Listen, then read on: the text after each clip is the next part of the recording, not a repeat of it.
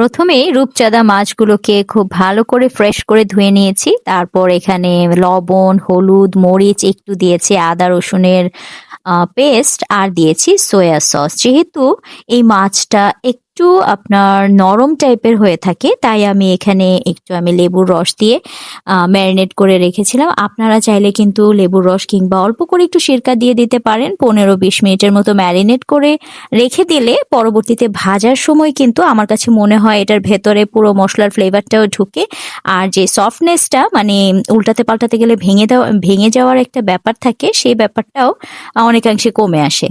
আমি এখানে আপনার ননস্টিক ফ্রাই প্যানের মধ্যে করে নিচ্ছিলাম। আমি ভয় পাচ্ছিলাম যে ভেঙে যায় নাকি।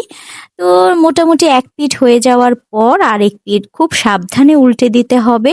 দেখে নিশ্চয়ই বুঝতে পারছেন খুব সফট মাছটা। আর অবশ্যই লবণ দেওয়ার ব্যাপারে একটু সতর্কতা অবলম্বন করতে হবে, যেহেতু সয়া সস দিয়েছি এখানে। তারপর এবার এইভাবে যখন ভেজে নেওয়া হয়ে গিয়েছে, একটু পেঁয়াজ আর টমেটো দিয়ে হালকা হালকা গ্রেভি রেখে ওপর থেকে জাস্ট একটু ধনেপাতা ছিটিয়ে দিলাম, একদম সিম্পল। তারপর চলে গেলাম আপনার এখানে, আমি একটু চিংড়ির মালাইকারিটা করে নিচ্ছি। মালাইকারিটা আবার খুবই পছন্দ করে সবাই।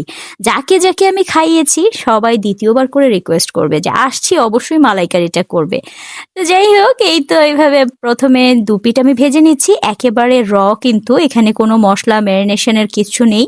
জাস্ট পরিষ্কার করে দু পিঠ একদম এরকম মানে কালারফুল করে ভেজে নিতে হবে। এই কালারটা আমার কাছে এত ভালো লাগে, চিংড়ি ভাজার পর যে কালারটা আসে। তারপর যেটা করেছি, আমি মশলাগুলোকে টক দই দিয়ে সমস্ত মশলা একসঙ্গে ব্ল্যান্ড করে নিয়েছি। সেই মশলাটাকে আমি একেবারে 15 মিনিট সময় নিয়ে ভালোভাবে কষিয়ে নিয়েছি। কষিয়ে নিয়ে ভেজে রাখা চিংড়ি মাছটা দিয়ে দিয়েছি।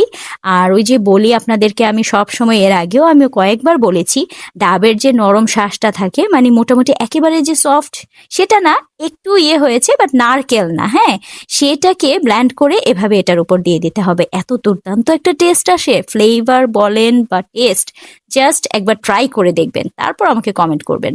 আর গেস্টরা যতই সুইট আইটেম নিয়ে আসুক, বাসায় যদি একটু সুইট আইটেম না করি কেমন হয়। আর একটু চটজলদিই করছিলাম যেহেতু গ্যাসের প্রবলেম আছে আমাদের এখানে, আবার গ্যাস থাকেও না। যে টাইমটাতে রান্না করার কথা সেই টাইমটাতে খুবই স্লো থাকে গ্যাস। তো যাই হোক, চটজলদি এর চেয়ে আমার কাছে ভালো উপায় মনে হয় না আর কিছু আছে। জর্দাটা রান্না করে নিয়েছি, এখন ক্রিস্পি করে ভেজে দিচ্ছিলাম মাছগুলো।